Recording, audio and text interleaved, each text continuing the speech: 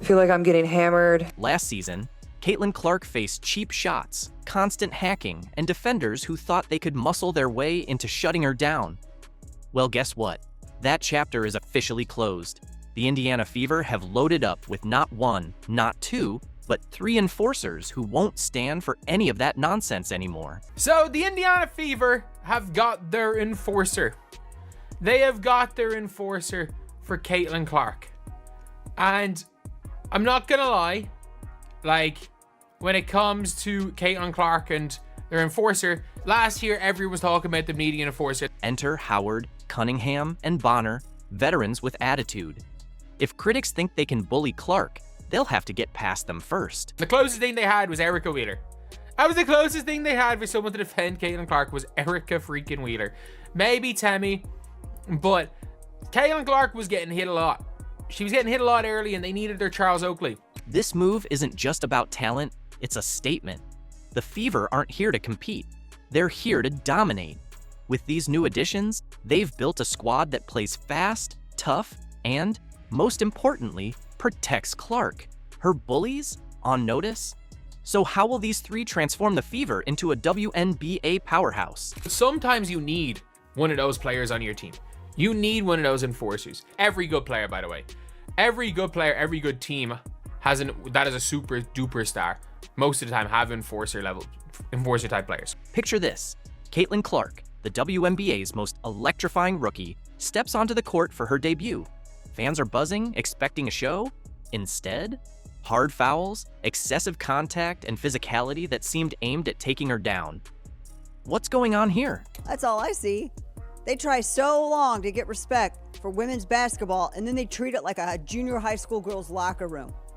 Junior high school girl antics on the court. Clark wasn't just a rookie. She was targeted, with 17% of all flagrant fouls last season against her, proving defenders weren't just playing defense. They were trying to take her down. Now, what little girl wants to grow up and play in a league where you're targeted like that? How do you sit here and profess and demand that everyone take women's sports seriously when you can't even take it seriously enough to not act like a junior high queen on the court? It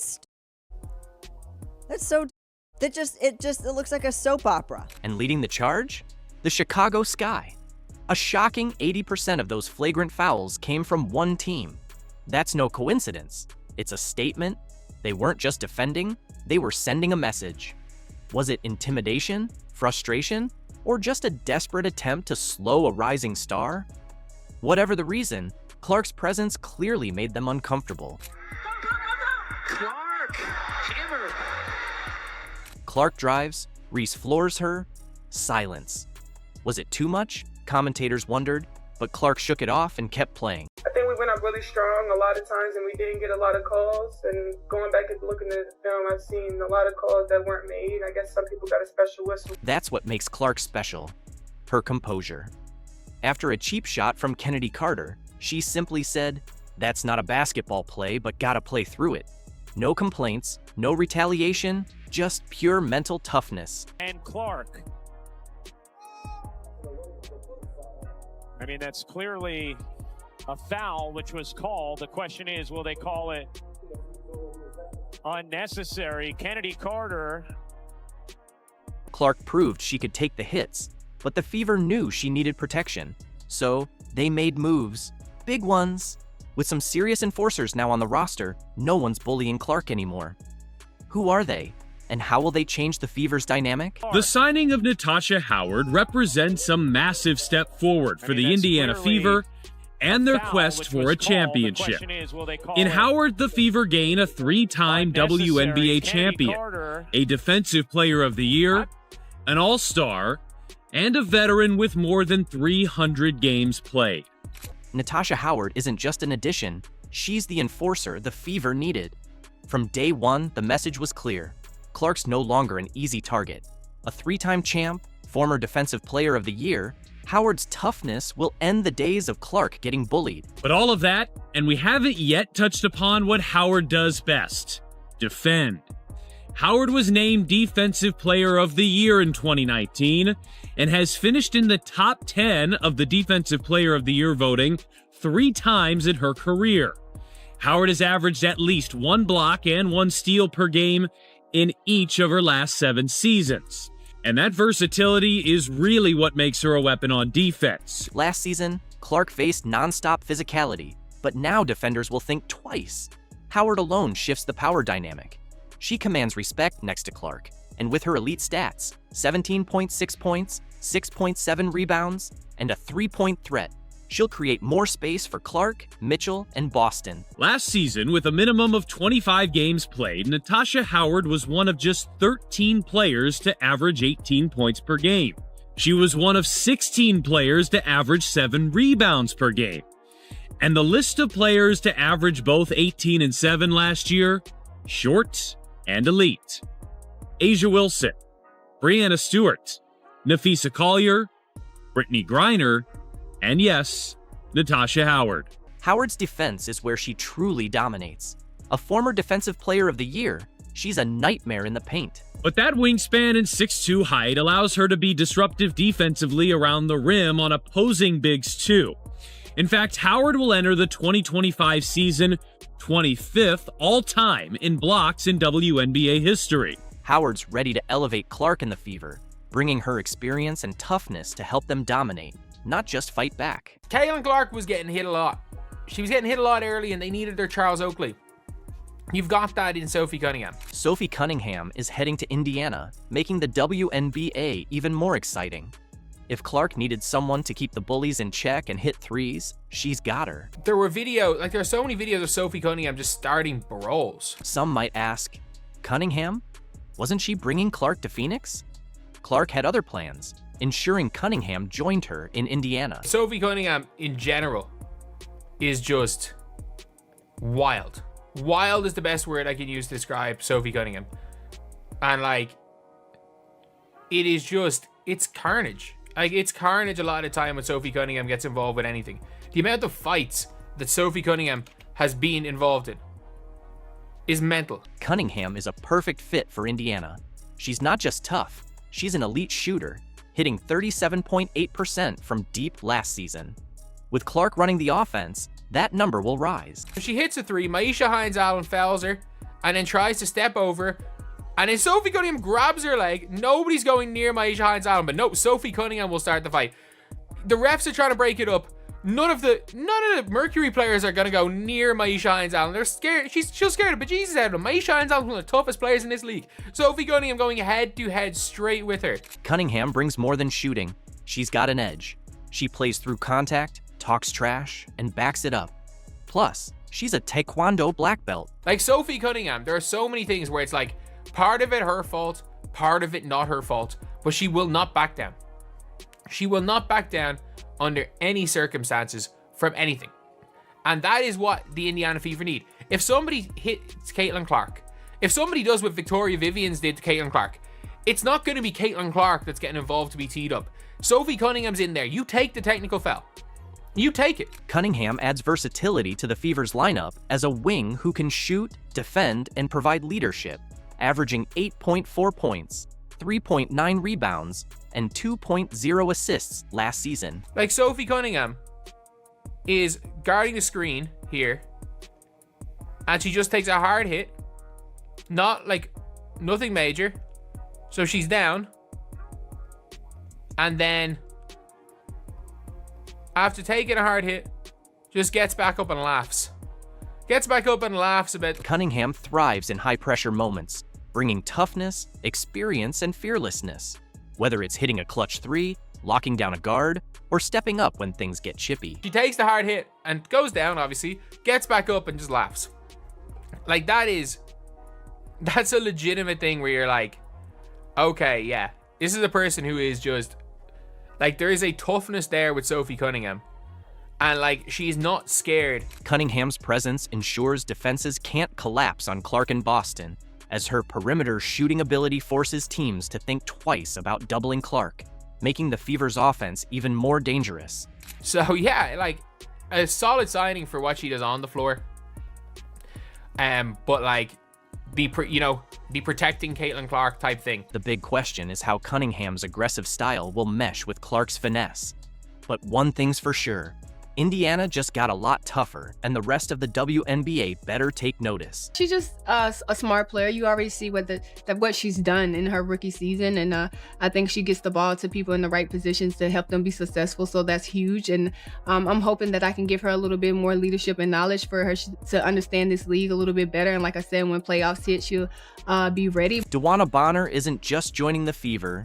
She's here to reshape their culture and bring championship experience, making it clear Indiana is ready to win now. Our first game in Indiana, we got to get a win. Bonner's addition turns the Fever from an exciting young team into a championship contender, adding elite defense, clutch scoring, and floor spacing alongside Boston, Clark, Mitchell, and Cunningham. What excites you the most about this team that you're going to be joining? I mean, they have dynamic pieces in CC and Kelsey Mitchell and AB, Lexi Hall. I mean, they have a great core, so why not just add to that and try to take us to the next level in the playoffs. They were in first round, and I played against them in the first round, and the way they came back the second game, it just makes you excited to, okay, I want to be a part of that. They didn't lay down and quit. They came back and actually try to beat us really, that next game. Bonner's not just a skilled player. She's a true leader, elevating Clark, Boston, and Mitchell by studying their game and maximizing their strengths. Like I said, hopefully I can make her job a little easier and she can make mine a little easier. But I think she's a great person, and we, been kind of connecting here. We had a great workout this morning, and it was fun. She's a fun kid. Bonner sees something special in Clark's competitive fire and is ready to guide her towards superstardom, using her experience to push Clark to new heights. Kind of went on this crazy run, and they were the most well-gelled team at that time. They went from the bottom straight, and they just kept trending. And it was like one of those teams you're like, man, you don't want to really see them in the playoffs. So we got the matchup, and I think our experience helped us very well. But that second game, they came out, and it was like, they just kind of went on this trajectory that was just like on the rise, and it was literally Fever on the rise during right after All-Star. So that's exciting. That's exciting for me to see, and that kind of helped me with my decision. Last season, the Fever lacked experience, but Bonner brings postseason know-how, leadership, and the ability to close games, all while elevating Clark to new heights. That experience to a young, maturing team, what can you provide?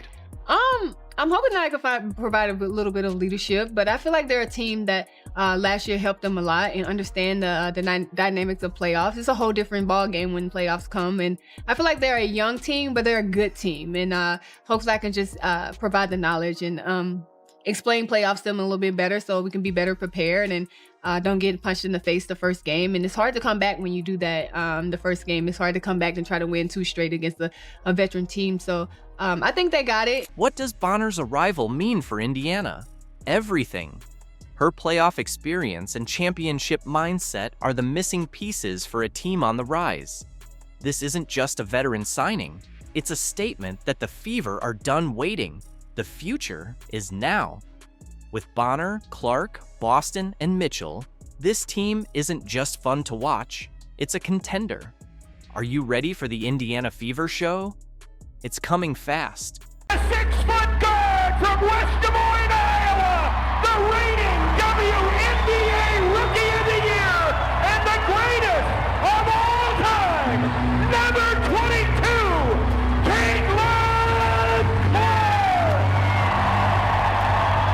Imagine what should have been a landmark celebration for A'ja Wilson, a night of honor and triumph, turning into a whirlwind of anger and frustration. Instead of basking in well-deserved accolades, Wilson finds herself stewing not over being overlooked, but because Caitlin Clark is hogging the spotlight. While Wilson's jersey retirement struggles to sell out, Clark's event boasts seats that command prices north of $11,000. This begs the question, is Wilson's discontent warranted, or is it merely a shadow of envy? Let's delve into the reasons behind the muted buzz around Wilson's legacy and explore why Clark currently reigns as the undeniable marquee name. But the thing that was the coolest about coaching this young woman is she is the same today as when she came in. She is full of confidence. She's full of grace. and she has an unbelievable power to make everybody around her better. And the thing I'd like to close with, if you didn't know, to celebrate this wonderful moment, she gave $22,000 to 4 different entities in this town to share her success and to say thank you. A'ja Wilson's jersey retirement was meant to be a jubilant tribute, a salute to her stellar impact on South Carolina basketball and her commanding presence in the WNBA. Yet instead of reveling in this well-earned honor, she's left feeling not just frustrated, but outright furious. And it's not due to any misstep by South Carolina or an internal blunder. It's because Caitlin Clark is stealing the spotlight. So you were 5 years old when you decided on number 22, as the story goes. If we were to tell that 5-year-old what today was going to be, what would she have said? Honestly, I'm very overwhelmed. This has been absolutely incredible. Just being here and feeling this energy again, there's really no place like this place, and I truly mean that. And it's special for me, it's special for my family, and a lot of my former teammates are back here, former coaches, the coaching staff, and some of my teammates that are still on the team. But I'm just very lucky and grateful and very fortunate. At 5 years old, you don't dream of something like this. So, it comes with a lot of hard work and a lot of really good people that have helped me get here. Let's be honest. Wilson's anger isn't aimed at the jersey retirement itself. It's aimed at what it symbolizes. She's noticing the stark reality. Tickets going for as little as $16 and still failing to sell out. Instead of being the grand celebration it should be, her ceremony is falling woefully short of the fanfare it deserves.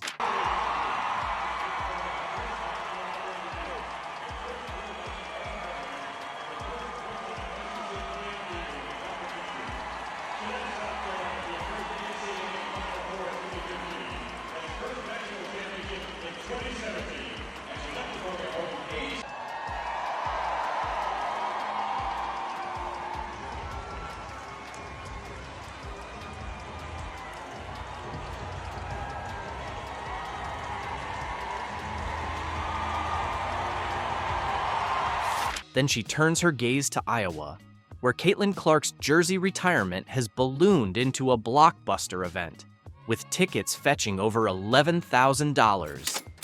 Fans are scrambling for seats, and the buzz is undeniable. That stark contrast stings. For those of us that were blessed enough to be in the recruiting wars with Caitlin Clark, it didn't take but a second when you saw her for the first time to recognize her greatness. We had a step back three, we had a semi-shoulder shrug, and we had a little grin looking over at the bench, and she was, I think, a rising 9th grader. And so, Lisa, Jenny, myself, our staff, we made a pact that we were going to do everything we could to be the last one standing. And we are so thankful that we were the last one standing. A'ja Wilson has long been hailed as one of the premier faces of women's basketball. With a resume boasting MVP awards, championships, and even an Olympic gold medal, she's no stranger to accolades. South Carolina has gone so far as to immortalize her with a statue, an honor few athletes ever receive. And yet, when it comes to the buzz surrounding her jersey retirement, the numbers speak for themselves. Fan interest is lackluster.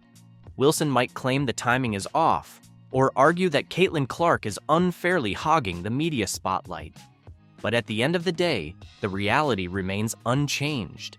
Caitlin Clark has become the bigger star, a fact Wilson struggles to accept. This isn't a debate about WNBA triumphs versus college success, or a contest of who has a more decorated career. It's about who truly captivates the audience. Right now, Clark is the catalyst for growing interest in women's basketball, while Wilson, despite her impressive achievements, seems to be fading into the background. Wilson's discontent didn't emerge overnight with this jersey retirement debacle. For years, she's been vocal about the broader issues plaguing the WNBA and women's sports in general, lamenting disparities in pay, viewership, and sponsorship. To a degree, her concerns are justified. Women's sports have historically battled for mainstream recognition, but then, along came Caitlin Clark, reshaping the narrative entirely. Clark's games are consistently selling out arenas. Her performances are smashing TV ratings, and she's drawing enormous crowds wherever she goes. More than just a skilled player, Clark is a bona fide entertainment powerhouse. Even those who wouldn't normally tune in to women's basketball find themselves captivated by her presence. Her unprecedented media attention underscores her appeal, a stark contrast to Wilson, who finds herself wondering why her legacy isn't eliciting the same level of adoration. Despite her championships and WNBA dominance, Wilson is being sidelined in the race for fan love. The key difference? Clark has an innate ability to connect with people, a magnetic charm that goes beyond raw talent. Wilson undoubtedly has elite skills, but Clark's energy, passion, and relatability make the game feel more inviting. Instead of exuding a chip-on-the-shoulder demeanor that can alienate casual fans, Clark's charisma draws them in, making them feel like they're part of something much larger. In contrast, Wilson's intensity often translates into a sense of entitlement, which can inadvertently push fans away rather than win them over. A clear reflection of this divide can be seen in how both jersey retirements are being celebrated. Clark's event is nothing short of a historic spectacle, with fans clamoring for tickets and willing to pay sky-high prices. Wilson's ceremony, however, seems to be ticking off an obligation rather than igniting a movement. It's not a case of media bias or orchestrated favoritism.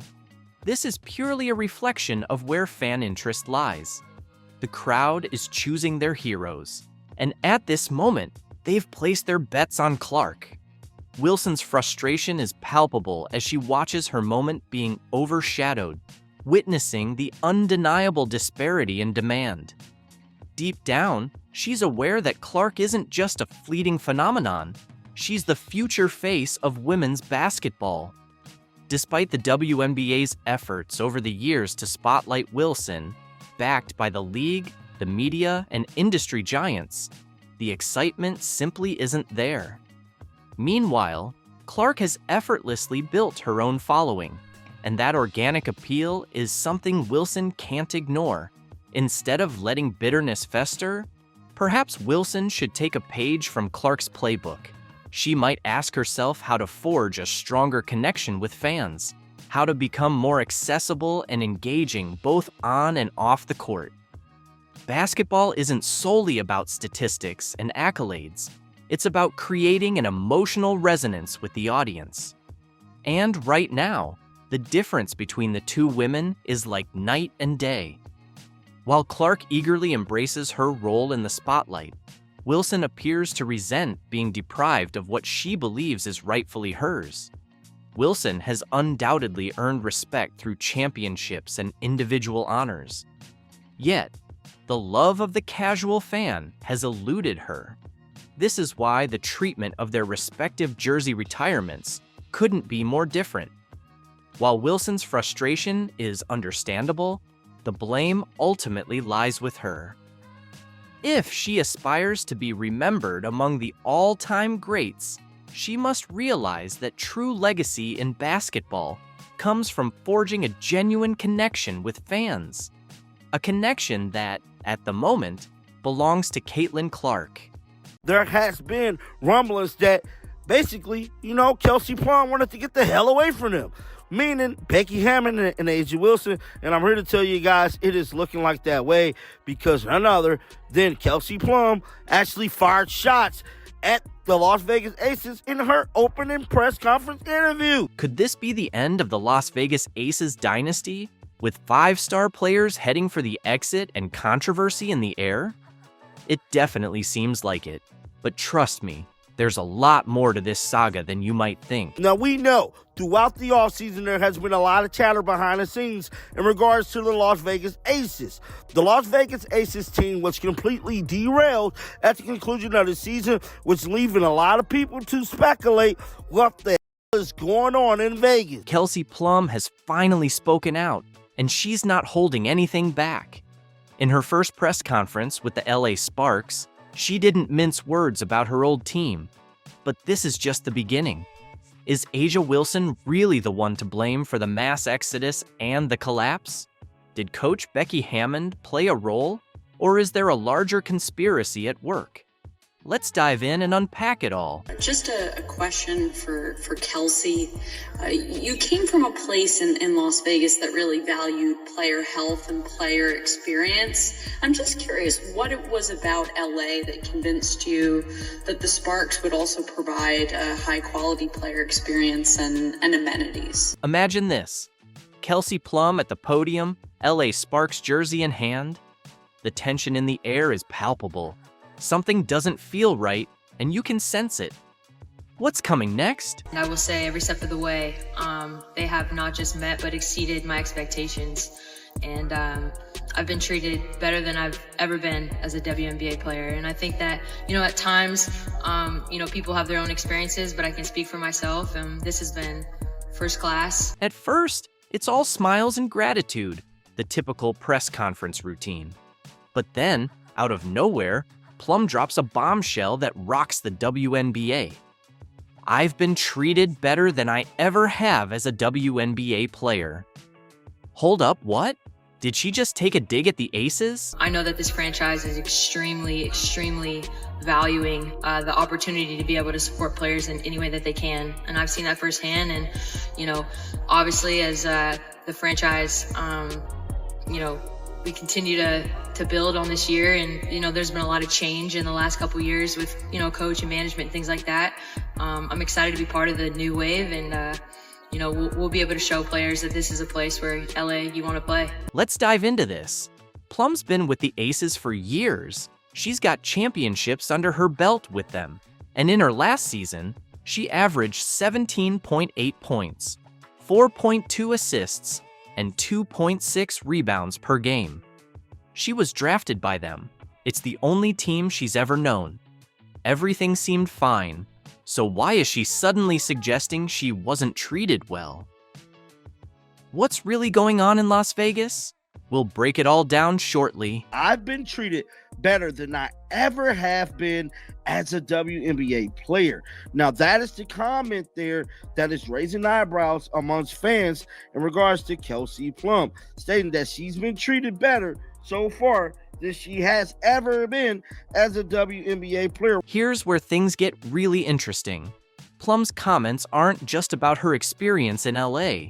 They offer a glimpse into what's been happening behind the scenes in the Aces locker room. Remember when the Aces were untouchable, sitting at the top? Turns out, that picture-perfect image might have been nothing more than a mirage. For someone like me, it's just a perfect mix of preparation and opportunity. I've been chomping at the bit to get the opportunity to be able to lead and show, who I am as a player on a different scale. And so I'm just really excited about that, and I've never been more ready. And, I think some people might be surprised, but no one that really knows will be. But Plum's not finished yet. She goes on about the excitement for her new role, the chance to make a bigger impact. Is she hinting that she couldn't do that with the Aces? She said it's always been leading by example, a level of consistency as a pro. These days, we get caught up in how we feel. It doesn't matter how you feel as a leader. You got to show up and lead. There's a level of competitiveness that has to be consistent every day. It's a culture. Other than that, just having fun. We all play better and enjoy ourselves when we're doing what we love to do. She's definitely sending subliminals back to Vegas, bro. The reactions on social media have been absolutely crazy. Some fans are calling out Aces management, while others are hyped for Plum's fresh start with the Sparks. One fan even said Kelsey can finally focus on her own game without constantly bringing up how someone won unanimous MVP. Ouch. Talk about a direct shot at A'ja Wilson. I just feel like an overwhelming sense of love, I feel like open arms. I was actually in the airport this morning, and I was just getting some water, and the guy was like, "Go Sparks!" It's just, I feel that. So I'm excited about that, because I really do feel like people have kind of already wrapped their arms around me. I haven't even played a game yet. Just the welcoming of my teammates and coach and Reagan and ownership, I feel very loved already. Think about it. Plum's move to the Sparks isn't just about switching jerseys. It's a total career shift. She's looking to redefine her role, her influence.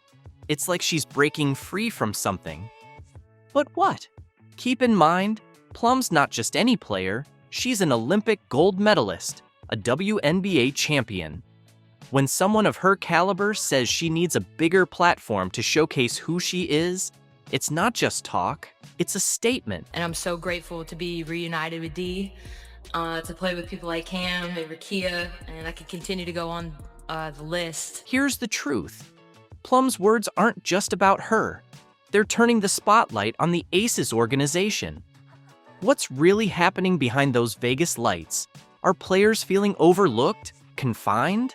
Plum's comments have set things in motion, and the implosion is already underway. We're here to compete, so there's expectations to win right away.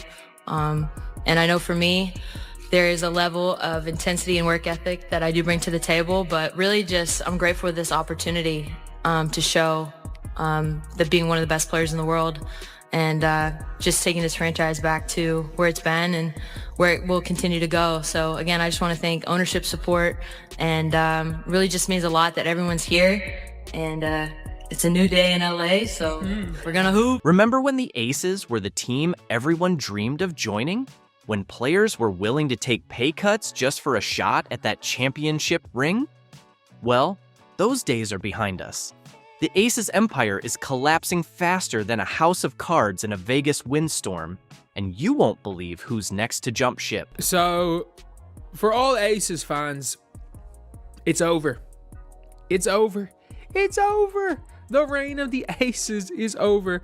I understand the shortest dynasty in the history of the sport of basketball. You know, I've never heard of a dynasty that won 2 championships and then was done, because you're seeing all the ring-chasing free agents getting out of Vegas. After their stunning semifinals loss, Coach Becky Hammond warned us that changes were on the horizon, but no one saw this coming. It's not just 1 or 2 players leaving, it's a full-on exodus. And now the Aces roster is looking like Swiss cheese. We have to get better. We have to really take a sharp look at ourselves, look ourselves in the mirror, see our shortcomings, and then, you got to make the moves necessary, whatever that means, to put the best product that we possibly can. It's not going to be the same group probably next year. It just won't. And I'm sad about that, because I really like that group. They're a pain in my ass, but I was a pain in their ass too. Let's kick things off with Kate Martin. Remember her? The fan favorite? The bright young star who had Aces fans buzzing about a promising future? Well, the Aces left her unprotected in the expansion draft, and the Golden State Valkyries scooped her up faster than you can say, rookie mistake. Martin's fired up about her new role, saying, "I'm really excited for this new beginning and to build something from the ground up here with the Valkyries." Ouch. Aces? That's gotta hurt. I'm really excited. This league is all about opportunity, and, you just need one shot, right? And I am very thankful for the Aces and everything I got to learn there, but I'm really excited for this new beginning and to build something from the ground up here with the Valkyries. But hold up, there's more. Sydney Colson, Wilson's bestie and the locker room spark plug, is packing her bags for Indiana. That's right, Colson's heading to the Fever, leaving Wilson without her ride or die on the court. It's like watching the Aces team chemistry vanish right before our eyes. You mean to tell me that 2-time WNBA champion, the face of the God Dog League, okay? The Aces' main girl, right-hand man, Sydney Colson, is no longer returning to the Aces and is signing with the Indiana Fever? First of all, do the Fever even have any more roster spots open? How many folks are you guys going to sign? And if you thought that was rough, buckle up. Tiffany Hayes, the reigning WNBA 6th Player of the Year, is also bidding farewell to Sin City. She's joining Kate Martin on the Valkyries, taking her 9.5 points, 2.8 rebounds, and 2.1 assists per game with her. That's a huge blow to the Aces bench depth, folks. Then, of course, there is Tiffany Hayes, who, guys, Tiffany Hayes was not even supposed to be in the WNBA last season. She had actually retired in the offseason of 2024. But hold up, we're not done yet. Alicia Clark, fresh off a championship with the Aces, is heading back to her old stomping grounds in Seattle. She's pumped about the move, saying, "I would love to go back to my WNBA home, which is Seattle." And just like that, another one bites the dust for the Aces. Let's start with Alicia Clark. According to Ramona Shelburne of ESPN, the Aces wanted to bring back Alicia Clark. But when Seattle came a-knocking, Alicia was like, you know what? I would love to go back to my WNBA home, which is Seattle. Now, guys, if y'all don't know, Alicia Clark won 2 titles with the Seattle Storm in 2018 and 2020. And now at 37 years old, she is looking to bring her 3-and-D game back to Seattle. So what's behind all these players heading for the exit?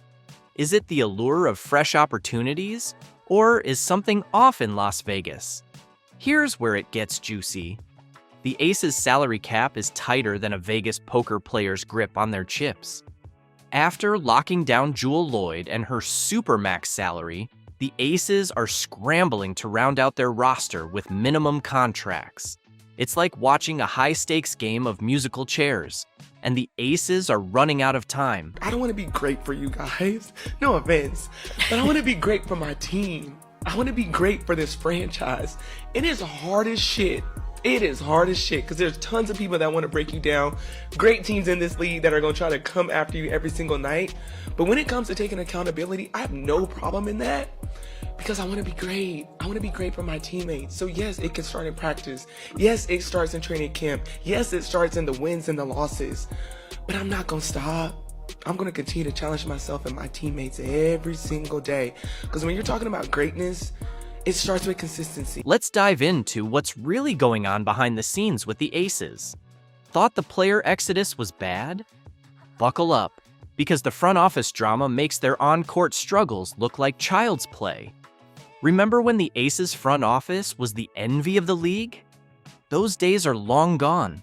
Now, it's more like a ghost town. And at the heart of this mess is general manager Natalie Williams. Or should I say, former general manager? That's right. Williams was let go after a vague restructuring. But here's the kicker. Months later, the Aces still haven't named a new GM.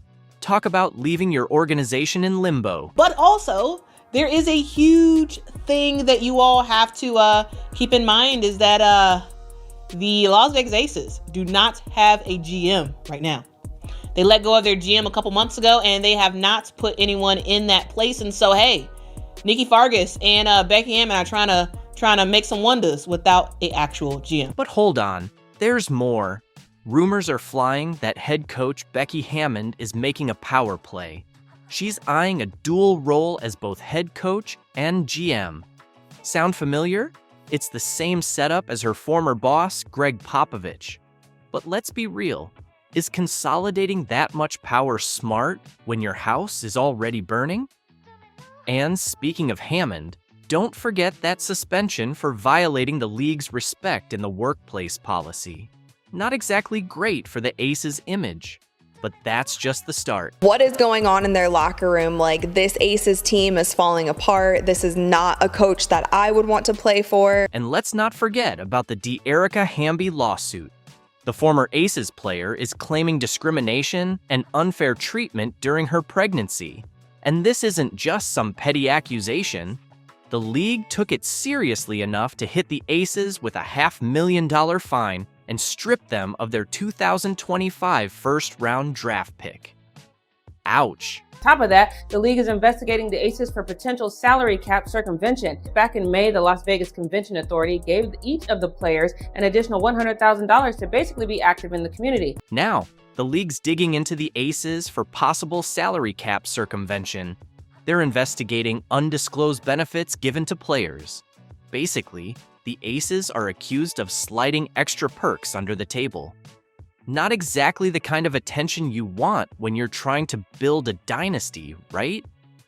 With all this drama, is it any surprise players are bolting? The Aces have gone from the team everyone wanted to join to the team everyone's scrambling to leave. Breaking news came down, so we have to discuss it. This is what we do here. We're talking about the Indiana Fever making yet another move, Alicia, because they're Thanos right now and they're collecting all the Infinity Stones. While the Aces are stuck in roster chaos, the Indiana Fever are making waves. Once the league's punching bag, they've turned into the talk of the town, assembling a powerhouse team around their superstar, Caitlin Clark. With stars like Aaliyah Boston, Kelsey Mitchell, Lexi Hull, and veteran additions like Natasha Howard and DeWanna Bonner, the Fever are on the rise. What's more impressive? These players chose the Fever. In one offseason, they've gone from bottom dwellers to contenders, and it's a slap in the face to those who doubted them. While the Aces are drowning in drama, the Fever are showing how it's done. What will the league have in store for them when they get there? Look, SVP, reality is coming. Okay. There's levels to this thing, and that's just life. We all went through it. Of course. And you see it on the NBA side, and you're going to see it on this side, where, you look superhuman playing against 18-year-olds, but you're going to come with some grown women that have been playing professional basketball for a long time. Remember when Diana Taurasi questioned if Caitlin Clark would make an impact in the WNBA? Those comments didn't just age poorly, they completely collapsed under the weight of Clark's historic rookie season. Reality hit hard, and it's named Caitlin Clark. From the moment she hit the court, she didn't just silence her doubters, she rewrote what a rookie season could be. She claimed Rookie of the Year, made the All-WNBA first team, and set 62 records. Now, even the league's former MVPs can't ignore her greatness. In this video, we'll explore how 10 former WNBA MVPs are recognizing her greatness. But hold on, there's an unexpected 11th and 12th name on the list. Trust us, you won't believe who they are or what they had to say. A lot of people say that Caitlin Clark moves the needle. That is wrong. She is the needle. She dictates. We all know what she's done on the floor. It's history, right? But off the floor, my goodness. Let's talk numbers. Clark didn't just make history, she rewrote it. Most assists in a season? Check. Most in a single game? Check. Three-point record shattered. Highest all-star votes in league history? You know the answer. And she's just getting started. Can you imagine what year 2 will look like? She just absolutely did it all and became a magnet for attention and an icon for sports fans, certainly little girls, certainly mine as well, playing her basketball and watching her play. Stewart, a longtime fixture in the spotlight, spoke openly about the rookie's incredible impact, not just on the Indiana Fever, but on the league as a whole. She recognized that Clark wasn't just meeting expectations, she was rewriting what a first-year player could achieve. With record-breaking performances, a massive fan base, and undeniable talent, Clark was proving she belonged among the elite, and Stewart was one of the first to recognize it. Caitlin is a great player, and I think the way that she's kind of came into this league, she's continuing to hold her own and show everyone what she can do. Here's praise from a player of Stewart's caliber. This wasn't just casual praise. This was a multi-time champion acknowledging that something special was happening. Clark hadn't just arrived in the WNBA, she was already raising the bar for the entire league. Aside from the numbers, the viewership, the attendance, the way that she plays the game, she's ultra competitive, her ability to really stretch the floor and find her teammates. Next up is Candace Parker, a 2-time WNBA MVP and multiple-time league champion. She didn't hold back in praising Clark and the star power she's brought to women's basketball. She has these games where it's like you have to guard her wherever she is. As a respected basketball analyst for TNT, Parker uses her platform to spotlight how Caitlin has changed the game, not just for women's basketball, but for basketball, period. And it takes time for people to want to be a part of it and to see it. I think it does take star power, and we're seeing how the value of that in the Caitlin Clarks. Clark's game has truly impressed Parker, who points out the various aspects that make Caitlin's play so incredible. She even emphasizes that Clark needs to be guarded the moment she steps onto the court. I think that's what she's done for the game, you know, in general. I don't say women's basketball, I say the game of basketball, period. You want to see a show, and I think that that's the biggest thing. You always talk about Steph being a showman. I mean, this is a showman right here. Yes. You're able to have sellout crowds to come and see you play. You have student sections that hate you, that want you to lose. That's what sports is, and that's what competition is, and Caitlin's brought all of that and some. Here's Tina Charles, the second leading scorer of all time and 2012 league MVP, talking about the Caitlin Clark effect and the impact she's having on the league. Listen, you talk about players that change the game when they're on the court, whether they're touching the ball or not. You have to guard her when she steps into the gym. And so I don't think we've seen anything like that in women's basketball. I've played against a number of great shooters. Yes. Somebody that when they walk in the gym, you have to guard them. And I think the way the game is played has allowed her to showcase that skill, to be able to take that shot. That shot's being a good shot.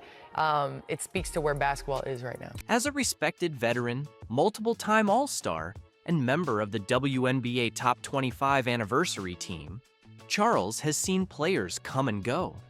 Talk about praise from one of the league's most respected players. When she says she's lucky to witness and play against Clark, a generational talent, it means something. Yeah, I mean, the energy that we're getting, the reception, the eyes that we're getting on us, it's amazing. And it's just because of that new generation that's coming in. Now, let's get to something that'll warm your heart.